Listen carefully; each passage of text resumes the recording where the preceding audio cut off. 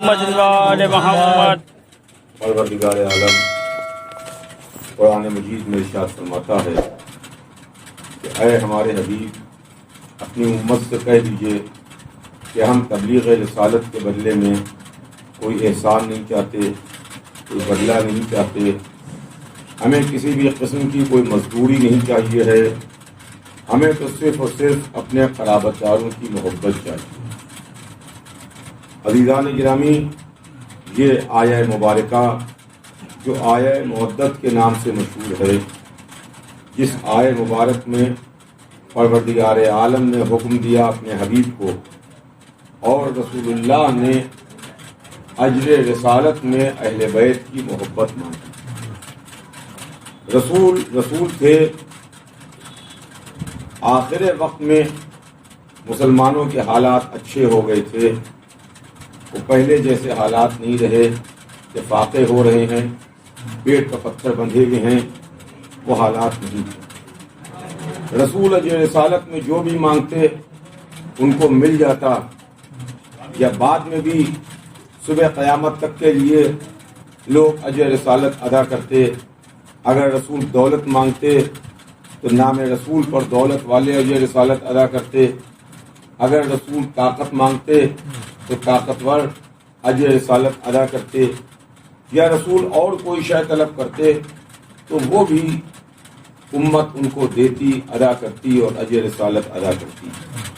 لیکن رسول اللہ نے نہ دولت مانگی، نہ مال مانگا، نہ شہنشاہیت مانگی، نہ حکومت مانگی، نہ اقتدار مانگا، نہ جتھا مانگا، بلکہ اپنے قرابت داروں کی محبت مانگی، اپنے اہل بیت کی محبت مانگی کہ ہم تم سے اپنے اہل بیت کی محبت چاہتے ہیں، اپنے قرابت داروں کی محبت چاہتے ہیں، اور ہمیں کچھ نہیں چاہیے ہے۔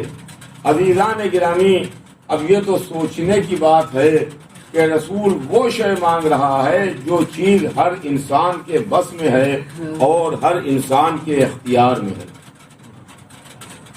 اگر دولت ہو تو غریب آدمی دولت نہیں دے سکتا، اگر رسول طاقت مانگے تو کمزور اجر رسالت ادا نہیں کر سکتا۔ جو بھی شے مانگیں گے جس کے پاس وہ نہیں ہوگی وہ اجر رسالت ادا نہیں کر سکتا۔ لیکن رسول اللہ نے بحکم پروردگار اپنے اہل بیت کی محبت مانگی۔ ایک محبت ایسی چیز ہے جس کو اللہ نے تمام انسانوں میں برابر سے تقسیم کیا ہے۔ جس چیز کو برابر سے بانٹا ہے، رسول اللہ نے اجر رسالت میں وہی شے امت سے مانگ لی۔ صلوات بھیجے محمد،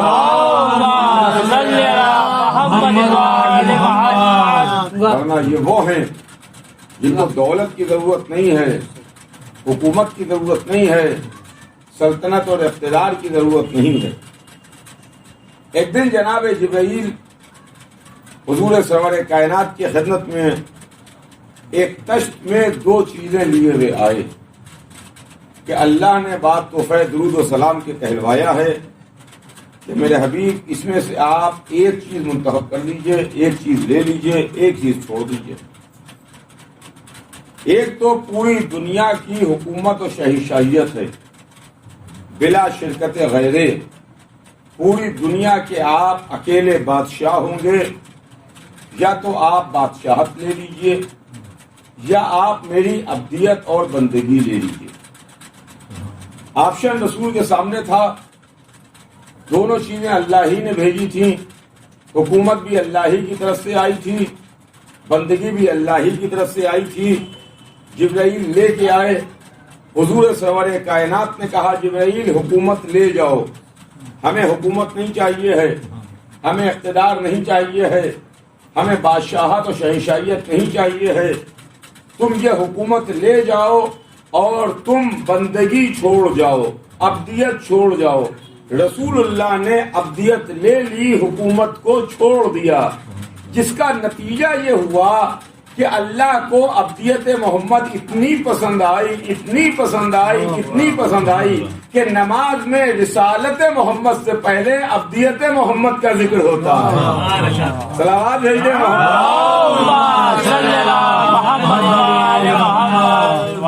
اشہدو ان محمدً عبدہ ورسولہ۔ پہلے ابدیت محمد کا ذکر ہے، اس کے بعد رسالت محمد کا ذکر ہے۔ عزیزان گرامی، وہ حکومت ہے جس کے واسطے جناب سلیمان نے دعا کی تھی، جو جناب سلیمان مانگ رہے تھے۔ اللہ کی سرکار نے دھاتوں کو بلند کیا اور کہا معبود مجھے حکومت دے دے، ایسی حکومت، ایسا اقتدار جیسا مجھ سے پہلے کبھی کسی کو نہ دیا ہو، مجھ سے پہلے کسی کو نہ عطا کیا ہو۔ اللہ نے جناب سلیمان کی دعا کو سن لیا، منظور کیا، قبول کیا، جناب سلیمان کو حکومت دی۔ بہت بڑی حکومت کے مالک تھے جناب سلیمان، بہت بڑا اقتدار تھا ان کا۔ ہواؤں پر سلیمان کی حکومت، فضاؤں پر سلیمان کی حکومت، جنوں پر جناب سلیمان کی حکومت، انسانوں پر سلیمان کی حکومت، چرند و پرند پر سلیمان کی حکومت۔ مختصر یہ ہے کہ بہت بڑی حکومت کے مالک و مختار تھے جناب سلیمان۔ یہ ہے سلیمان کی منزل کہ بہت بڑی حکومت کے مالک ہیں سلیمان۔ وہ ایک انگوٹھی پہن کے حکومت کرتے تھے، انگوٹھی پہنے رہتے تھے، حکم دیتے تھے، جس کو حکم دیتے تھے وہ حکم مانتا تھا، حکم کا تابع رہتا تھا۔ ایک مرتبہ وہی انگوٹھی ہاتھ سے گم ہو گئی، ہاتھ سے گر گئی تو ملی ہوئی حکومت بھی واپس چلی گئی۔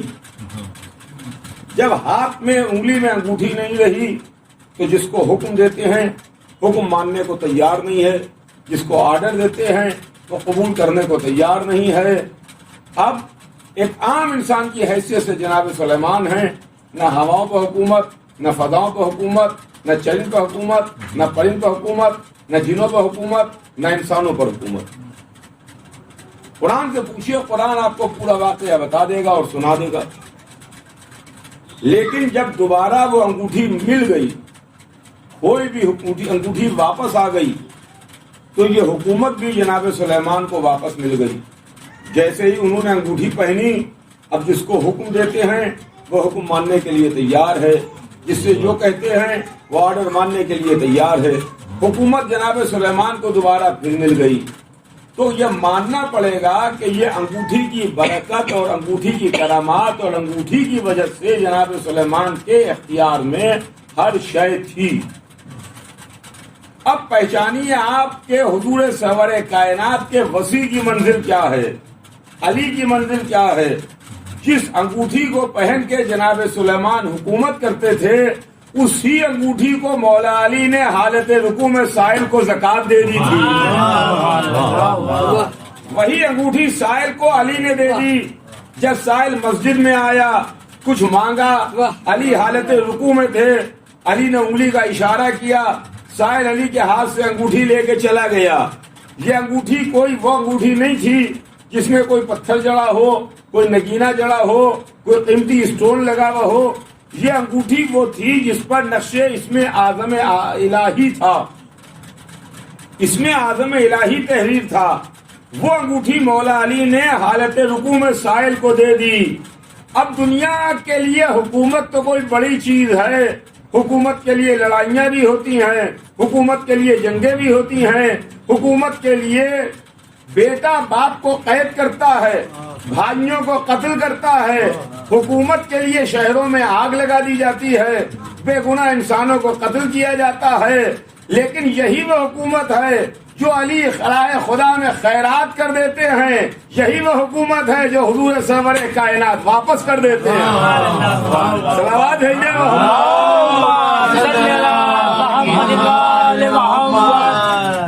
اس لیے کہ ان کے اختیار میں تو ہے، یہ ولی ہیں، ان کے اختیار میں تو سب کچھ ہے، ہر شے ان کے اختیار میں ہے، مگر یہ ہر جگہ اپنے اختیار کا استعمال نہیں کرتے۔ جو ملک سلیمان کے برابر زکوٰۃ دے دیتا ہے، اس کے گھر میں فاقے ہو رہے ہیں، اس کے گھر میں فاقے ہو رہے ہیں۔ سوچنے کی بات ہے کہ ملک سلیمان کے برابر تو زکوٰۃ ہے، گھر میں فاقہ پڑا ہوا ہے۔ جناب فضہ نئی نئی داخل ہوئی تھی، نئی نئی آئی تھی، اور وہ عظمت سے واقف نہیں تھی کہ ان کی عظمت کیا ہے، ان کا مرتبہ کیا ہے۔ تو تاریخ میں ہے کہ جناب فضہ نے دیکھا کہ اس گھر میں تو فاقے پڑے ہوئے ہیں، 2 وقت کے فاقے ہیں، کھاتے بھی ہیں تو معمولی موٹی جو کی روٹی اور نمک کے ساتھ کھانا کھا لیتے ہیں، شکر خدا کرتے ہیں، موٹا لباس پہنے ہیں، دروازے پر موٹا اور معمولی ٹاٹ کا پردہ پڑا ہوا ہے، لباس بھی موٹا اور معمولی، گھر بھی معمولی، غذا بھی معمولی۔ تو جناب فضہ نے سونا بنانا جانتی تھی، سونا بنایا۔ آج کے زمانے میں یعنی جس کو آپ کیمسٹری کہتے ہیں، علم کیمیا کہتے ہیں، اس کی بہت جانکار عورت تھی۔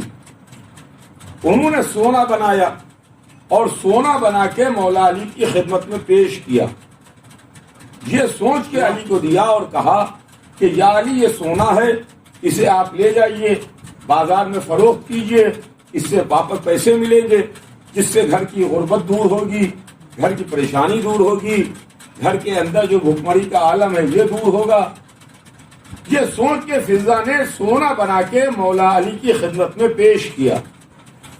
ابھی فضہ نہیں ہے، جانتی نہیں ہے کہ علی کس بندے کا نام ہے، علی کس شہنشاہ کا نام ہے، علی کس عالم کا نام ہے، علی کس صاحب اقتدار کا نام ہے، صاحب اختیار کا نام ہے، جانتی نہیں ہے ابھی۔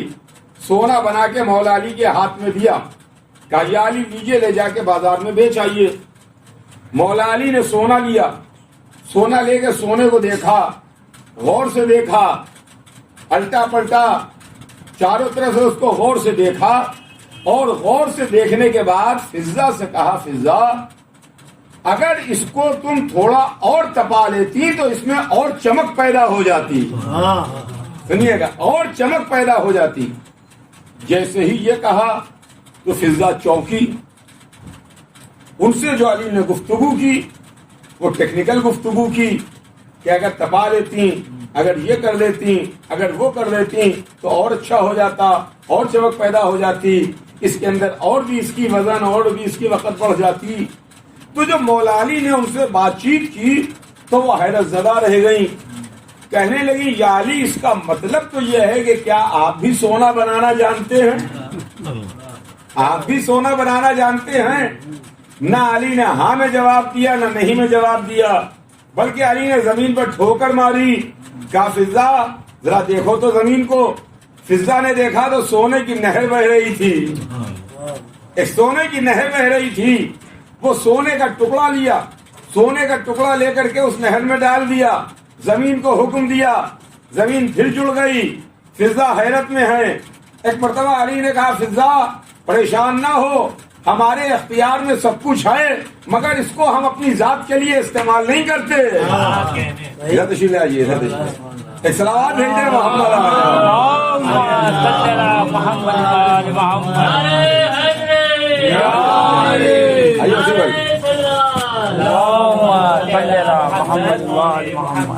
ہم اس کو اپنی ذات کے لیے استعمال نہیں کرتے۔ اور عزیزان گرامی انہوں نے کبھی اپنی ذات کے لیے استعمال نہیں کیا۔ اختیار تو ہے، قدرت تو ہے، مگر کبھی اپنے واسطے استعمال نہیں کیا۔ اس لیے کہ یہ گھرانہ وہ گھرانہ ہے جہاں پر اختیار ہے مگر اپنی ذات کے واسطے نہیں ہے۔ جیسے علی سونا بنانا جانتے ہیں، فضہ سونا بنانا جانتی تھی، علی کو پیش کیا، علی نے ٹھوکر ماری تو سونے کی نہر جاری ہو گئی، اور وہ بھی کوئی غیر نہیں ہے، علی ہی کا پوتا ہے جس کے ہاتھوں کا دھوبن جواہر بن جاتا ہے۔ ہاتھ دھوتا ہے تو ہاتھوں کا دھوبن جواہر بن جاتا ہے۔ ہمارے چوتھے امام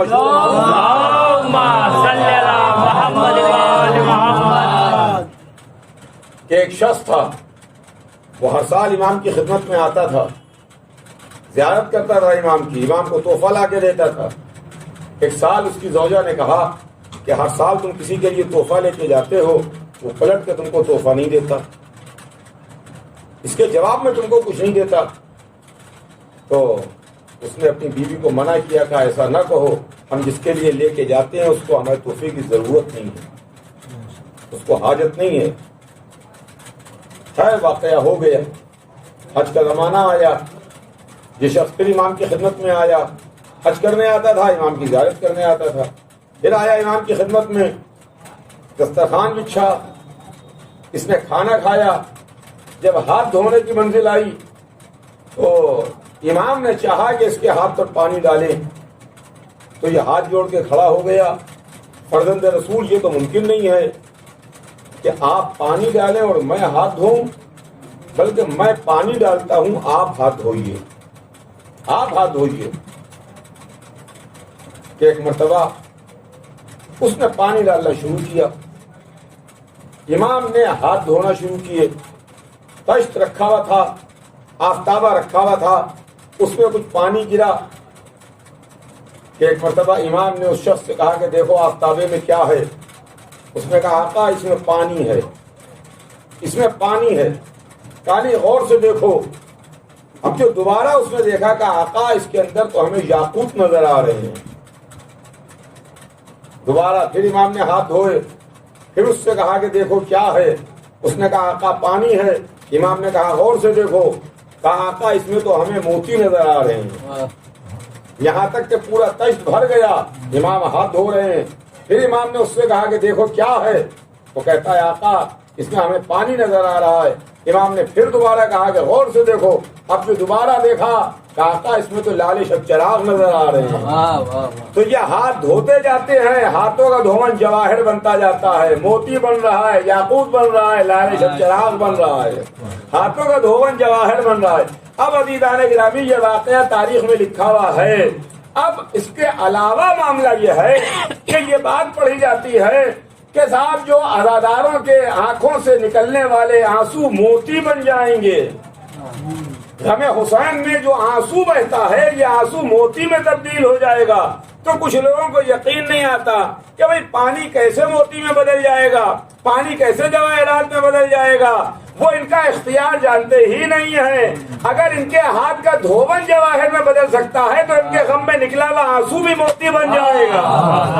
صلوات بھیجے محمد صلی اللہ محمد وآل محمد.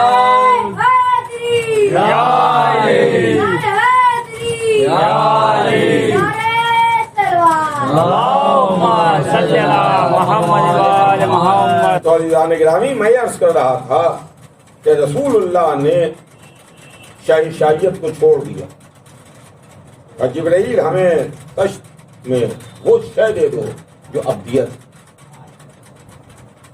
تو رسول نے ابدیت کو قبول کیا. اس کے علاوہ امت سے جو چیز مانگی وہ اپنے قرابت داروں کی محبت، اپنے اہل بیت کی محبت. اب یہ بھی عجیب و غریب چیز ہے کہ 1,24,000 نبی آئے، آدم سے لے کے حضور سرور کائنات تک. سب اللہ کی طرف سے آئے، سب اللہ کا پیغام لے کے آئے، سب نے الہی پیغام کو پہنچایا، مگر کسی نبی نے بھی اپنی اجرت نہیں مانگی، کسی نبی نے بھی اپنی محنتوں کا صلہ نہیں مانگا. بلکہ قرآن نے کچھ نبیوں کی آوازیں ریکارڈ کر کے ہم کو سنائیں، جہاں نبی یہ کہتے ہوئے چلے گئے ہمارا اجر تو اللہ کے حوالے ہے، ہمارا اجر تو اللہ کے ذمے ہے، ہماری محنتوں کا صلہ تو اللہ کے پاس ہے. نبی یہ کہتے ہوئے چلے گئے کہ ہماری محنتوں کا اجر اللہ کے پاس ہے. 1,24,000 نبیوں میں 1,23,999 نبیوں نے اجر نہیں مانگا. مانگا تو حضور سرور کائنات نے مانگا، آخری نبی نے مانگا. اور مانگا بھی کیا؟ اپنے اہل بیت کی محبت مانگی. اس کا مطلب یہ ہے کہ جو اہل بیت کی محبت ہے، اجر رسالت ہے، یہ صرف اور صرف محمد کی محنتوں کا اجر نہیں ہے، بلکہ 1,24,000 کی محنتوں کا بدلہ ہے. 1,24,000 کی محنتوں کا صلہ ہے. اس لیے کہ کوئی نبی نہیں مانگتا، وہ اللہ کے حوالے کر رہا ہے، اللہ کے حوالے چھوڑ کے جا رہا ہے، اللہ کے ذمے، اللہ کے ذمے، اللہ کے ذمے. اور یہ مانگ رہے ہیں کہ ہمیں دے دو، اپنے قرابت داروں کی محبت چاہیے ہے اور کچھ نہیں چاہیے ہے. تو اب یہیں سے ایک بات پتہ چلتی ہے کہ جیسے ترازو کے 2 پلے ہیں، دونوں پلے جب وزن میں برابر ہوں، دونوں پر وزن برابر رکھا جائے تو برابر کا کہلائے گا، ورنہ ایک پلہ نیچا ایک پلہ اونچا ہوگا، ایک بھاری ہوگا ایک ہلکا ہوگا. تو اب اہل بیت کی محبت کتنی قیمتی ہے اس کا اندازہ آپ اس طرح سے لگا دیں کہ ایک پلے میں 1,24,000 کی محنتیں ہیں، دوسرے پلے میں اہل بیت کی محبت ہے. صلوات بھیجے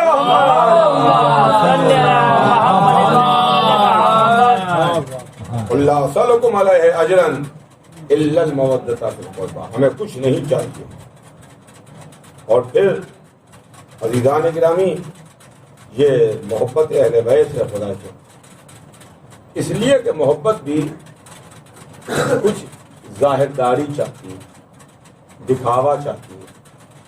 بے شک دل سے محبت ہونا چاہیے ہے، دل سے محبت ہونا چاہیے. جس سے آپ محبت کیجئے دل سے محبت ہو. اہل بیت سے دل سے محبت، اللہ اور رسول سے دل سے محبت. مگر دل سے محبت میں بھی کہیں نہ کہیں ظاہر داری اور دکھاوا بھی ہوتا ہے، تاکہ پتہ چلے کہ آپ محبت کرتے ہیں. جیسے نماز کے واسطے یہ ہے کہ نماز آپ گھر میں پڑھیے تو اور ثواب ہے، مسجد میں جا کے پڑھیے تو ثواب بڑھ جائے گا، فرادہ پڑھیے تو اور ثواب ہے، جماعت کے ساتھ پڑھیے تو اور ثواب ہے، بڑھ جائے گا. ایک عام مسجد میں پڑھیے تو اور ثواب ہے، جامع مسجد میں جا کے پڑھیے تو اور ثواب بڑھ جائے گا. یعنی جیسے جیسے بڑھتے چلے جائیں گے ویسے ویسے ثواب بڑھتا چلا جائے گا.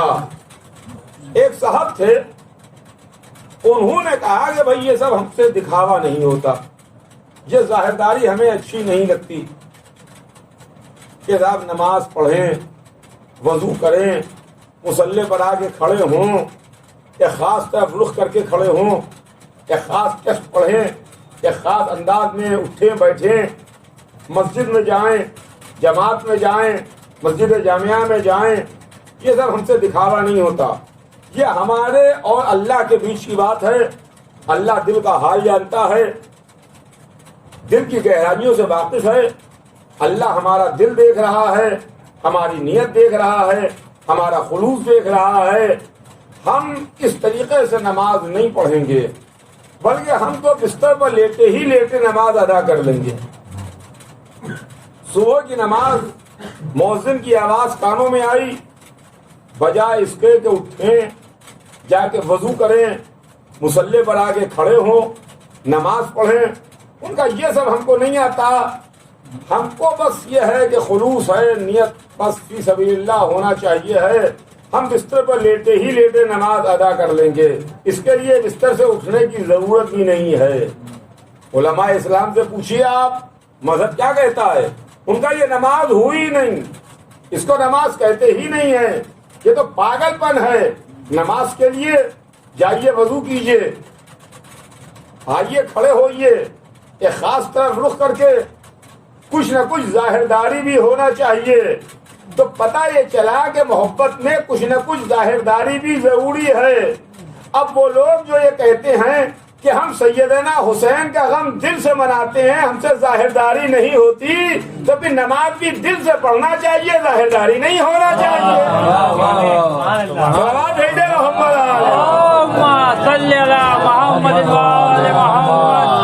یہ کیا کہ ہم غم منا رہے ہیں، کالے کپڑے پہنے ہوئے ہیں، سینہ پیٹ رہے ہیں، ماتم کر رہے ہیں، سبیل لگائے ہوئے ہیں، آنسو بہا رہے ہیں یا حسین کر رہے ہیں، یہ سب ظاہرداری ہم سے نہیں ہوتی ہے. ہم دل سے سیدنا حسین کا غم مناتے ہیں، ہمارا دل حسین کا غم مناتا ہے، ہمارا دل حسین کو یاد کرتا ہے، ہمارا دل حسین پر آنسو بہاتا ہے، روتا ہے. تو پھر جب سارے کام دل سے ہو رہے ہیں تو روزہ بھی دل ہی سے ہونا چاہیے ہے، حج بھی دل ہی سے کرنا چاہیے. صلوات بھیجے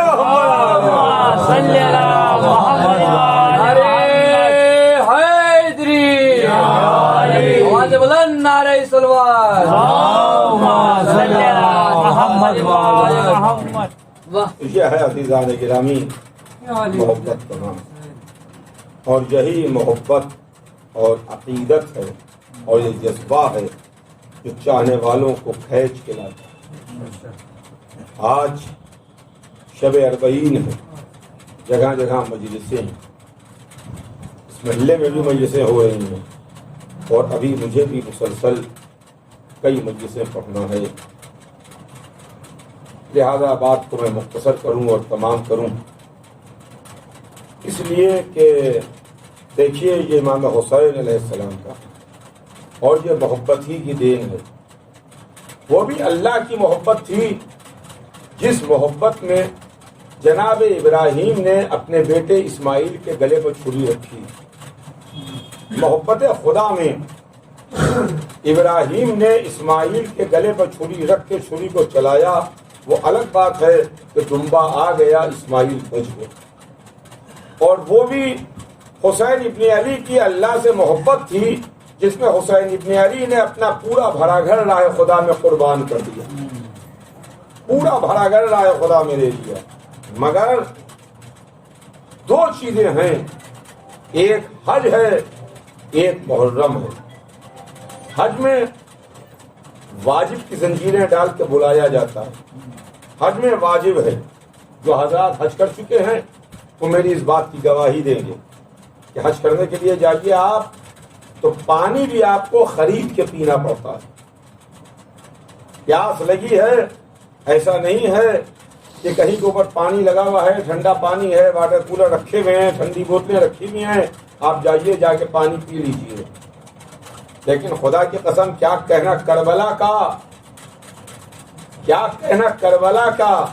آج دنیا دیکھے سوشل میڈیا پر تو ہر چیز نظر آ رہی ہے، ہر شے لائیو نظر آ رہی ہے، دکھائی دے رہی ہے.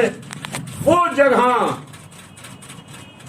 وہ شہر، وہ متبرک و مقدس جگہ جہاں زمزم نکلا اور آج بھی زمزم ابل رہا ہے، جہاں سے آج بھی پانی نکل رہا ہے، اس جگہ پانی بک رہا ہے. جہاں 3 دن کی پیاس تھی اور پیاسے شہید کر دیے گئے، وہاں آج بھی پانی پلایا جا رہا ہے. پانی پلایا جا رہا ان 72 کے نام پر، ان شہیدوں کے نام پر جن کا کل چہلم. سال بھر اہل حرم قید رہے، سال بھر بیویاں قید رہیں، سال بھر زینب قید شام میں رہیں. جناب سکینہ کی شہادت نے قید خانے کی دیواروں کو ہلا کے رکھ دیا. یزید نے چوتھے امام کو بلایا اور بلا کے کہا کہ ہم نے آپ کو رہا کیا، آزاد کیا، جہاں آپ کا دل چاہے چلے جائیں، آپ آزاد ہیں. تو امام نے جواب دیا کہ میں اپنی طرف سے کچھ نہیں کہہ سکتا، میں اپنی پھوپھی سے جا کے پوچھتا ہوں، جو میری پھوپھی کی مرضی ہو، جو میری پھوپھی کا حکم ہو ویسے ہی میں کروں گا. لیجیے امام قید خانے میں تشریف لائے، اپنی پھوپھی کے سامنے ہاتھ جوڑ کے بیٹھے. پھوپھی اماں آپ کی مرضی کیا ہے، آپ کیا چاہتی ہیں؟ جناب زینب نے جواب دیا، میرے لال ابھی میں نے اپنے بھائی کا ماتم نہیں کیا ہے، اپنے بھائی پر روئی نہیں ہوں. یزید سے کہہ دو کہ ایک مکان خالی کرا دے، اس مکان میں اپنے بھائی پر روؤں گی، اپنے بھائی پر ماتم کروں گی.